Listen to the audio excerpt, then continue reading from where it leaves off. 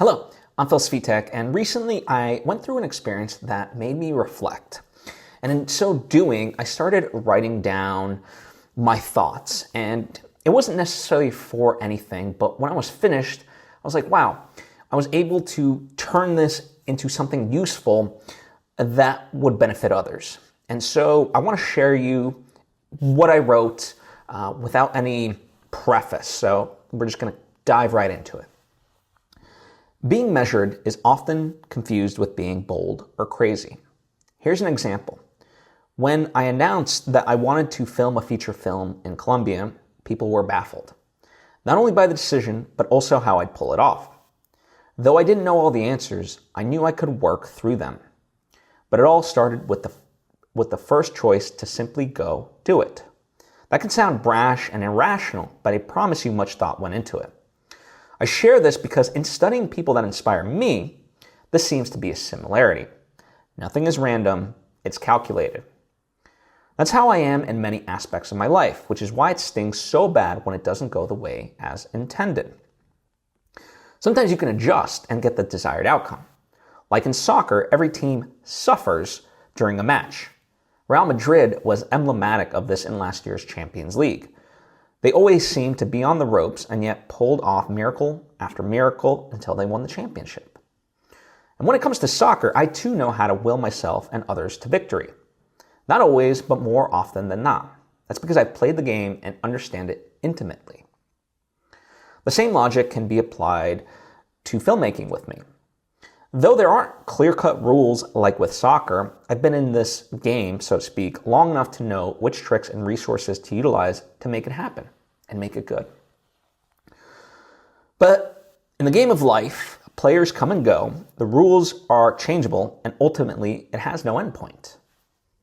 What the hell does that mean? It means that far too often we think we know more than we do, and what we believe we have control over is an illusion. I try to keep this top of mind when making any decision. The adage is to think about what you'd do if you knew you'd succeed. I hate this notion. I really do. I ask myself what I'd do knowing that I'd fail. That question drives me to a truly profound answer, which is why it may seem bold to others. And in many ways, it is. But by doing such exercises, I know the risk is worth it because I've calculated it. Why write this though? Where is this coming from?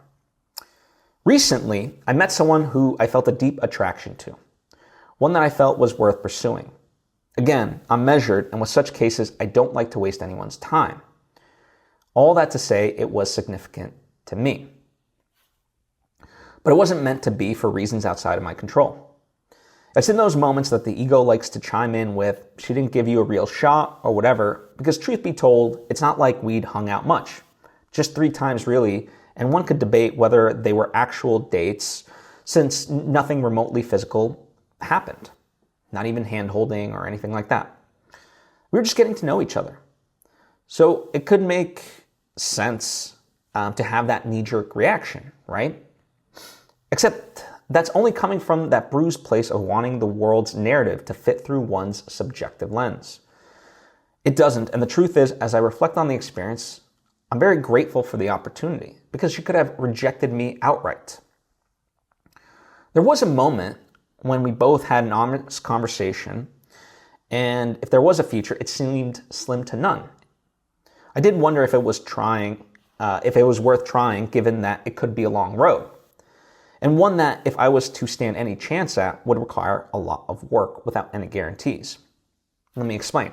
See, her culture was important to her, and though I knew some aspects of it, it'd be wildly disingenuous to claim I was more than somewhat knowledgeable about it. And during our conversation, she said that she didn't want to close herself off to any opportunity, but that was in fact a big hurdle for her. Now, she didn't prompt me in any way, but I felt that if this was to work, I should study and make an attempt to overcome that hurdle. Yes, I did it for her, but I also made the decision because I knew even if I failed, going down that path was worth it, given what I'd learned. I did what I thought I could, what I thought was within my control and took that action step. But it wasn't meant to be, because it just was a hurdle that, it was a deal breaker for her ultimately. And that sucks. I won't lie. Still, I accept the reality graciously.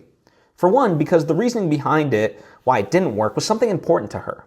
And if I couldn't accept that, it meant I didn't really like her to begin with, only the idea of her. See, that's a big aspect. If you're trying to change someone, you don't really like or love them, do you? Secondly, I'm a firm believer that if you're not free to leave, you were never really free to stay. I told her at one point my goal was to give her reasons to want to build a relationship with me. Though that didn't work out, I was sincere about it and thus accept her choice to not pursue anything with me. Plus, I learned a lot about her culture and in fact am eager to continue learning more. And yet it still sucks. It really does, given how much I don't do many things blindly.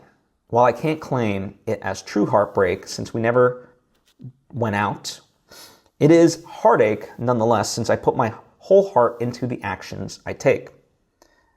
And when one does that, if it's rejection or failure, it stings bad. It doesn't help that one of my friends actually pointed out that I've suffered much death and loss in the past few years. And when I thought about it, he's not wrong. But do not confuse this with a feel sorry for me post. Far from it. As Churchill stated, success is going from failure to failure without losing your enthusiasm. And therefore, I must be quite successful.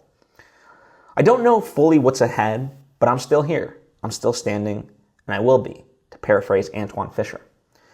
Through it all, I'll continue to take steps towards my goals and dreams, whatever they may be, and I will do so with full intentionality. If there is a point, that's it. I've witnessed many people refuse to take the first step because the end goal was unknown. It doesn't matter whether you're talking about love, art, business, or life in general. People refuse to take even the tiniest risks sometimes because for them, that risk they know could and most likely would cause pain and hardship. But the pain is ingrained in the fabric of it all. Just think of childbirth, one of the most beautiful aspects of human existence because it brings life forth. And yet, oftentimes can be painful for the mother. So paradoxically, stepping into the unknown and accepting the pain that may come from doing so is exactly the thing that gives you any shot at victory. As I like to remind myself, belief clings while faith lets go. Just like with me, I didn't know what would happen, but I had faith. Now, it didn't work out in that aspect, but so be it. I still gained, right? So for those reasons, take action. Don't do it blindly, be measured and walk the unknown path in an honest and kind way. If it doesn't go as expected, keep the joy gained from doing so top of mind. That may sound naive, but as the movie Everything Everywhere All at Once reminds us, when I choose to see the good side of things, I am not being naive. It is strategic and necessary. It's how I learn to survive through everything. End quote. So take care of yourself, and I wish you more than luck on this journey of life.